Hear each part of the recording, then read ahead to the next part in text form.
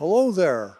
This is a new image because after a couple of years we've actually gone out from in front of our computers and to a location at the Western Development Museum in Moose Jaw and talked to Garry Davis from the Sukin and Ship Museum to talk about one of their annual events and just renew our old acquaintances. It's good.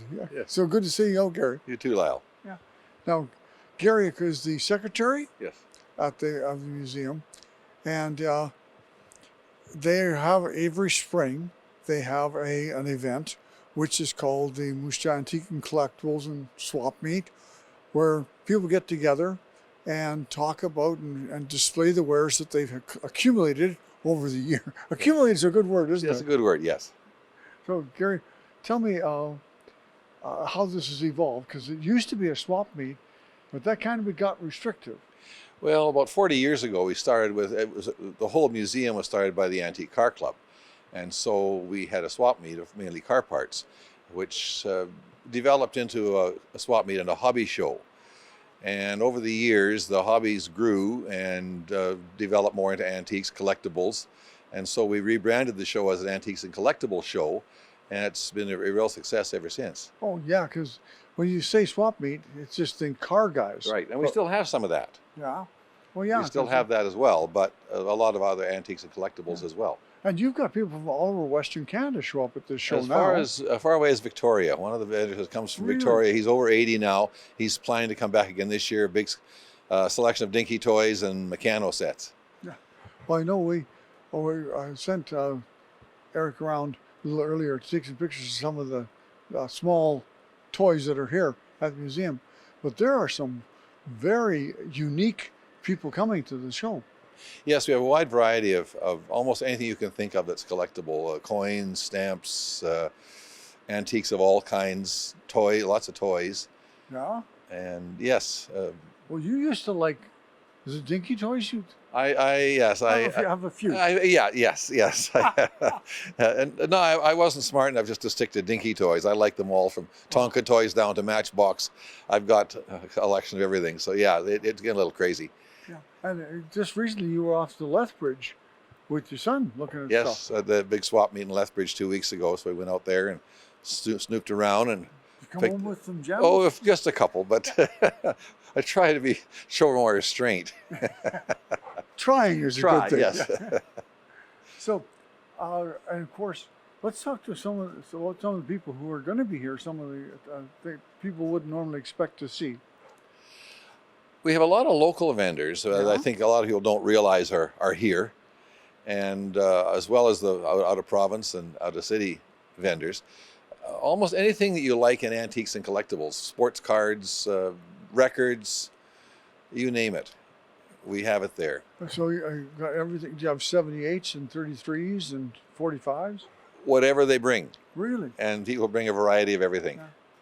So, and it's hard to know. They book tables. I'm not always sure what they're going to bring. But you only have so many tables, and traditionally you get sold out.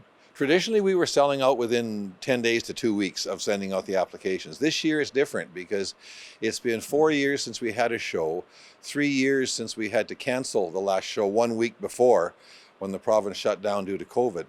So during that time, sadly, a lot of our regular vendors have passed away or are at the age where they moved on to something else or moved away.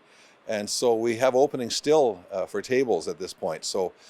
As we record this. As we record this, we have some openings. About a month away from the show, and we hopefully will fill those with some new vendors. So there'll be some different things at the show this year than we've had before. Yeah, we have plates, I remember. And yes, we had that. It's just some kind of license plates. Too. Well, license plates in the background. Yes. Our traditional license plate background. That's right. Yeah. But still popular. Yeah, I've been watching on TV. Some of the things about license plates, I didn't realize some of them were leather and some of them were wood. Originally, when they started registering vehicles, they just gave you a number and you had to figure out a way to put on your car. So most people just got some metal letters and stuck them onto a piece of leather and hung it on the car. And that was before 1912 when they started producing plates. So The leather ones are basically homemade, or some would probably be wood as well. They'd stick some numbers or paint some numbers on a piece of wood and display it on their car until the province began issuing plates in 12. And it still continues. Well, it's 110 years since, so lots of room for a collection. Oh yes, takes a big wall. Yeah, it sure does. And so, let's talk about some of the other things that are coming in. Now you talked about those things, military things. Do you have something? Sometimes, yes, we sometimes have some military stuff. We had an outdoor show for the first time last year.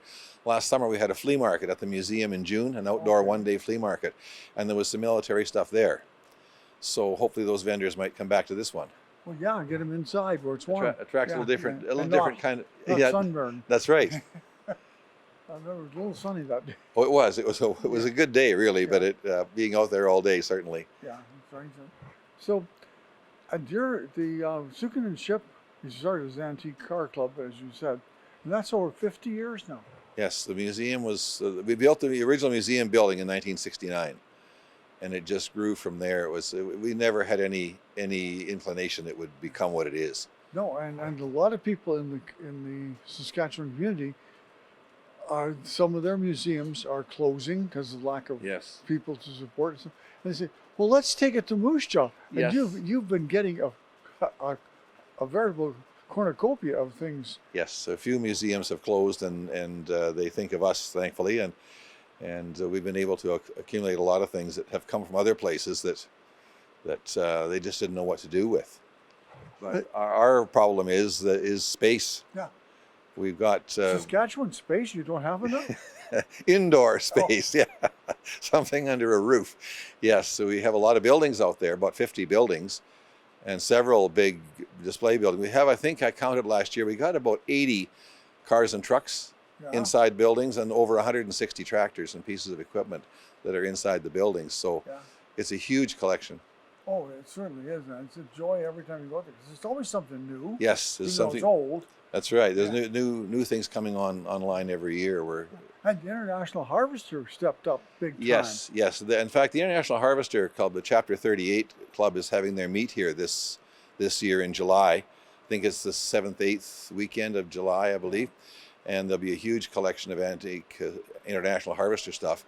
And yes, they put up a huge building at our museum, a 60 by 120 building, which is the front half is a showroom. One of the members had a dealership in Alberta, and when he closed the dealership, he kept everything out of the showroom. The parts counter, the parts bins, all the display racks, everything. And so he's been storing that for years, looking for a place to put it.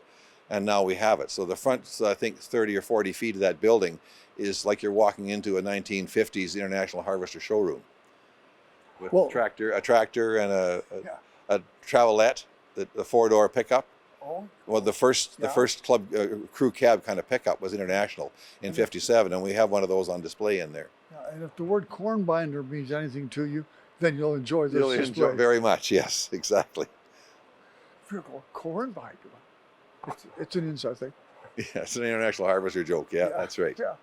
So, and they've come, and you guys in the Founders Building, that's you guys who were here at the very beginning. Yes. Have got quite a selection. It's jam-packed as we speak. Oh, it is. Yes, it is. Yeah. There were about a dozen of us built a Quonset out there years ago for storage, and with the agreement that in 40 years it would revert back to the museum. Well, 40 years went by quickly, and we had to get our stuff out of there. So we made an agreement with the museum that we would put up a 50 by 120 building at our expense, and we would move our collections into that building and put them on display. And that way, we all have kids who want to inherit our stuff, and so when we go, they'll have a permanent place to display our collections. Well, your boy is Evan has left Moose Jaw, and he's up north of Prince Albert now, and he's in mechanicking all along, but he has a great connection with Moose Jaw. Yes, very much so, and he's got his own collection basically, and you trained him well. Oh yes, poor kid didn't have a chance.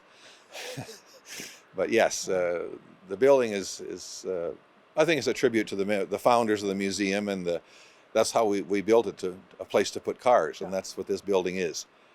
So let's tell people when it is and where it is, and The antique show is March 17th and 18th. That's Friday and Saturday in this year. It starts at noon on Friday, runs into the evening, and all day Saturday at the exhibition grounds. At the exhibition grounds, and inside.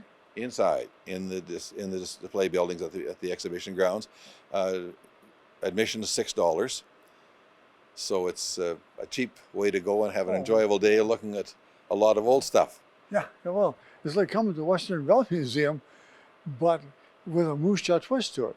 That's right. Yeah, that's right. And the two museums complement each other, and we're glad that to thank the Western Valley Museum for letting us come in here. Yes, we have a great working relationship between our museum and Western Development. We work together on advertising and a lot of things. So. And the Friends of the Forces Fellowship has a car show that you guys help out with too. Yes, yes. With people movers. People movers, yes, we supply our people movers for that event. That's right. Yeah, it's great. So I'm just, we look around the building and think, where are we going to be in 50 years? Well, we won't be here. There'll be other people doing it, but hopefully they're carrying on the tradition of saving our history and sharing it with people in venues such as this and the Sukin and Chip sold the moose jaw. Well, that's our challenge at the museum, is attracting young people to help take over. We have probably 100 members on paper, but probably 30 or 40 that actually do 90% of the work. Yeah. And so a lot of us are getting older, and so we need more young people. And if you like puttering outside, or you like working on cars or buildings or grounds or anything like that, come on out and join us. We'd love to have you come out and volunteer at the museum. Yeah, Wednesdays are work days. Every Wednesday in the summer. We open May 10th, and from then on, every Wednesday we'll be out there working. So if you feel like something to do, pack a lunch and come out to the museum on Wednesday, and we'll find something fun for you to do. Okay. Well, I don't know how we're doing for time because I don't have a watch on me today, but I'm sure we're used our 12 minutes up pretty well. And so I wanted to say, Garry, thanks for taking time to come in and talk to us and share with the ideas. And people come out to see the Antique and Collectibles and Car Swap meet.